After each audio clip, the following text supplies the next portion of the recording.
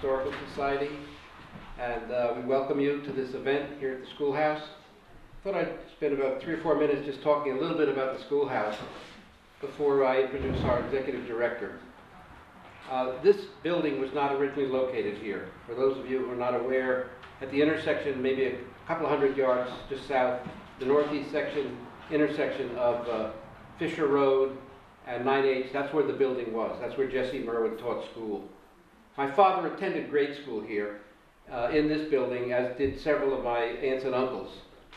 I grew up on Fisher Road, so I passed this building hundreds of times, and as a young kid, when it was a wreck, I was pitching rocks through the windows.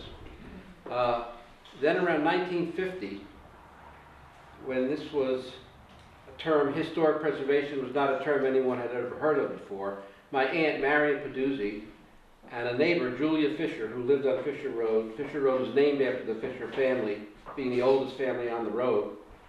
They decided that the building should be renovated and made into a community center.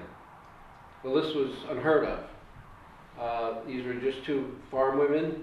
They had to raise the funds, had to get the volunteer labor, because there was no paint, the windows were broken, the doors were hanging off the hinges. It was really a wreck. As was the Van Allen house right next door. No different. I used to play in that as a 12-year-old when it was, we played pirates in that building, and it was a total wreck. Today, they're both beautifully restored. In about a year, they had this building from being a wreck to what it looks like today, and it's been always kept like that. And in 1952, when I was 12, Eleanor Roosevelt, who had a daily radio station, broadcast the celebration of the renovation of this building to the entire country.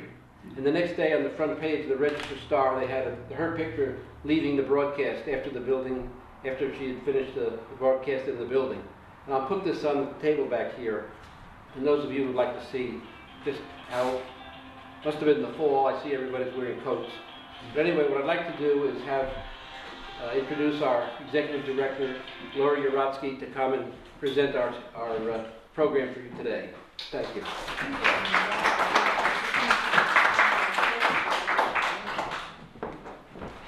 Thank you for coming.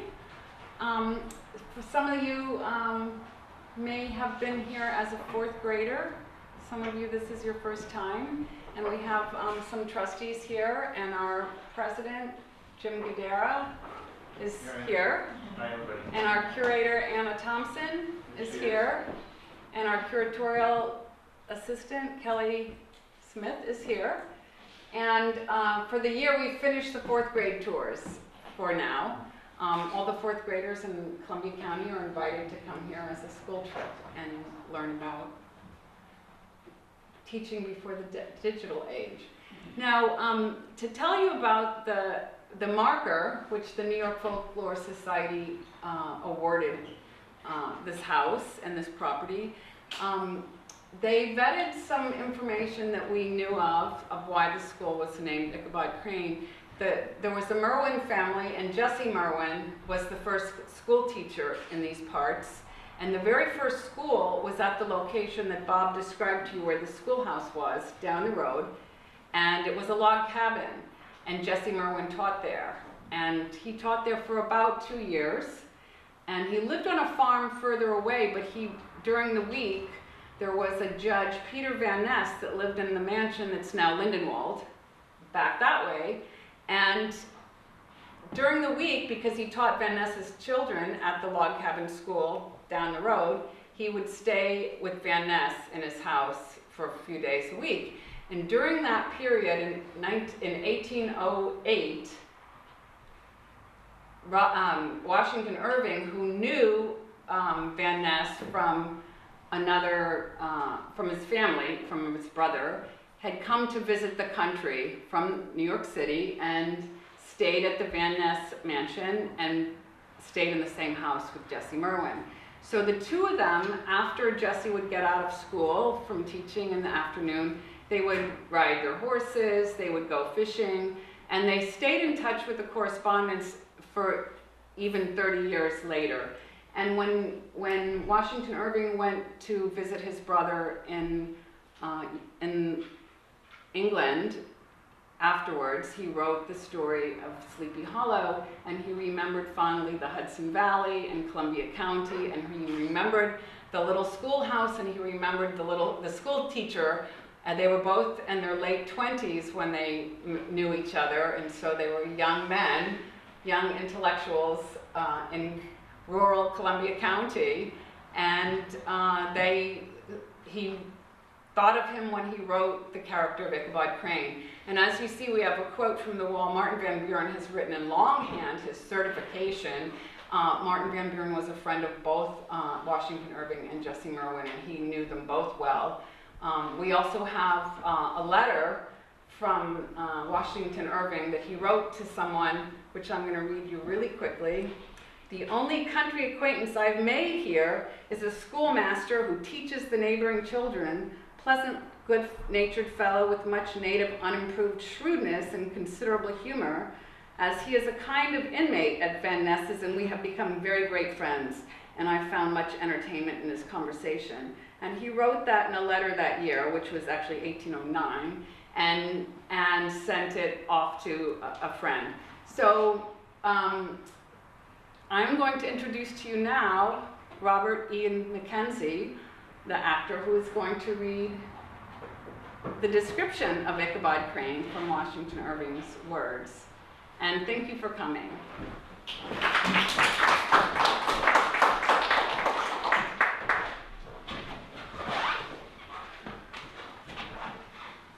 The Legend of Sleepy Hollow. Not far from the village of Tarrytown, there's a little valley in the high hills. A small brook runs through the valley, making a sound just soft enough to put a person to sleep.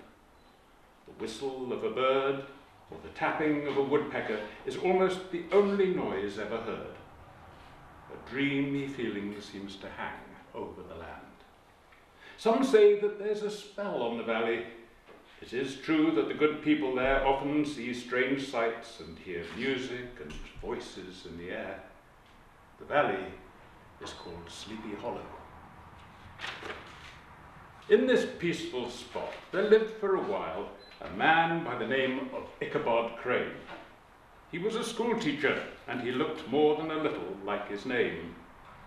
Like a crane, he was tall, but very thin. He had narrow shoulders, long arms and legs, and hands that stuck a mile out of his sleeves. His feet could have been used for shovels. His head was small and flat at the top, with huge ears, large green glassy eyes, and a long nose. It looked like a weather vane was sitting on his skinny neck to tell which way the wind blew. Ichabod kept a good school. He only whipped the strong children. He never whipped the weak ones. He even played with some of the bigger boys after school, and he sometimes walked the smaller ones home, but only if they had a pretty older sister. Ichabod Crane also gave singing lessons to the young people in the neighborhood. That's how he met Katrina van Tassel. Katrina was the only child of a Dutch farmer. She was 18 and plump as a partridge. She had cheeks as pink as one of her father's peaches, and she wasn't just pretty, she was rich. When Ichabod went to see Katrina, he always looked at the farm first. His mouth watered. He just saw pigs. He saw every one of them with an apple in its mouth, ready to be cooked. All the pigeons were put to bed in a nice pie and tucked in with a blanket of crust. The geese were swimming in their own gravy. Every turkey that he saw was stuffed and wore a necklace of sausages. Ichabod Crane fell in love. But there was another man who loved Katrina. His name was Brom van Brunt. Brom was big. He was so big and so strong that everyone called him Brom Bones. Brom was good at all kinds of racing and fighting, but rough as he was, he had a good heart. Brom had 4 friends who went everywhere with him, playing tricks and having a good time. Whenever there was a loud noise in the night, people cried, "There goes Brom Bones and his gang." All the men in the valley were afraid to talk to Katrina because of Brom Bones. Ichabod Crane was afraid too.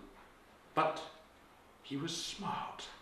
When he visited Katrina's house, he pretended to be giving her singing lessons, but he was really telling her how pretty she was.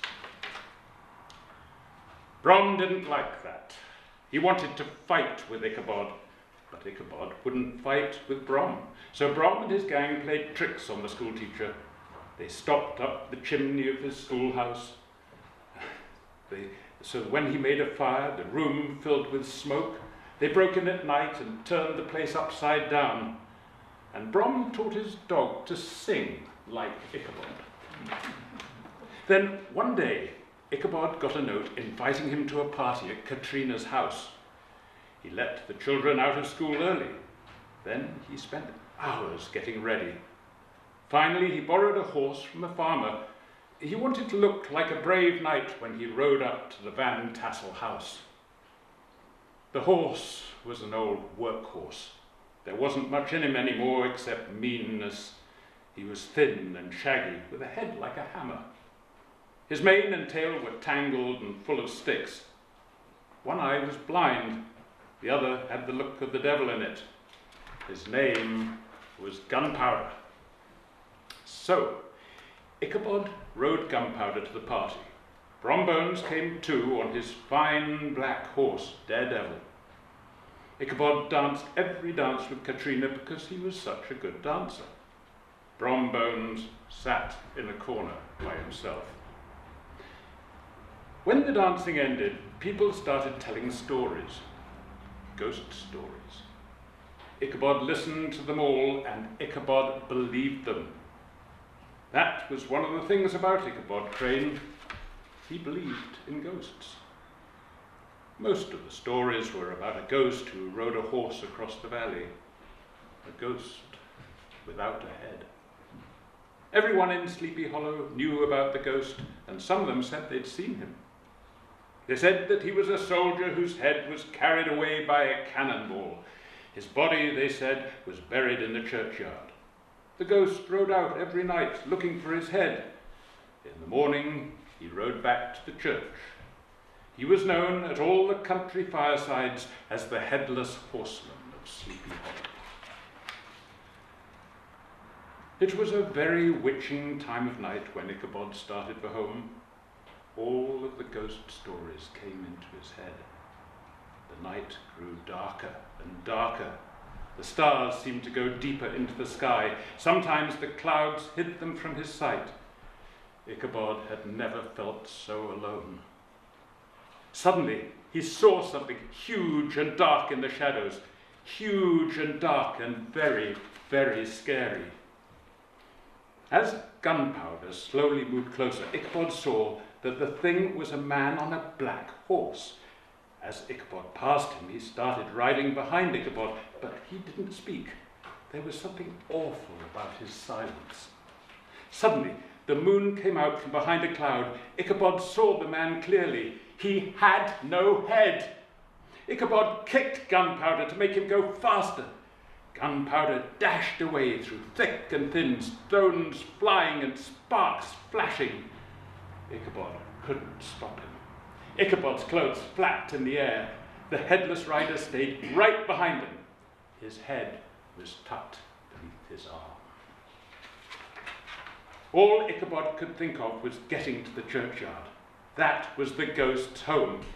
Just before the church, there was a bridge. If I can reach that bridge, he thought, I am safe. Just then, he heard the black horse close behind him. He even thought that he felt the horse's hot breath. Ichabod kicked Gunpowder, and they thundered over the bridge. But they weren't safe yet. Ichabod looked back. The terrible ghost rider was standing in his saddle, just about to throw his head. He threw straight at Ichabod. Ichabod tried to duck, but it was too late. The horrible thing hit him with a crash. He fell to the ground, and Gunpowder, the black horse, and the ghost rider went on like a high wind. The next morning, the village people found gunpowder at his owner's gate, quietly eating grass. The school teacher was not at school. Later, they found Ichabod's black hat near the bridge. Close beside it was a pumpkin, all broken to pieces. Some say that Ichabod was carried off by the headless horseman. Some say that Ichabod left the village in the night, went to school to learn law, and became a judge. Brombones married Katrina and always laughed when anyone talked about the pumpkin. After that, there were even more stories about the headless horseman. And people say that on some nights they can hear Ichabod Crane singing in the hills around Sleepy Hollow.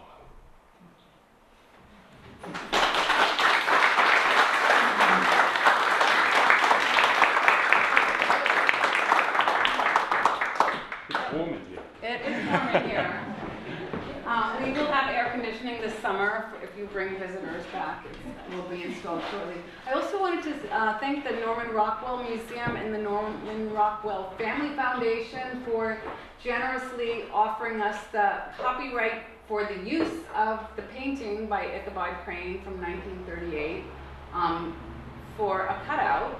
So they agreed to this specific use here. And it's just perfect for selfies. You think of that. Thank you. You may want to mention the hours. Yes, we will be open, also posted in the back and on the website. This property and the Dutch house behind us here will be open regular visitor hours beginning July 1st, Saturday, July 1st through Columbus Day weekend, noon to 4 on Saturday, Sunday, and Tuesday.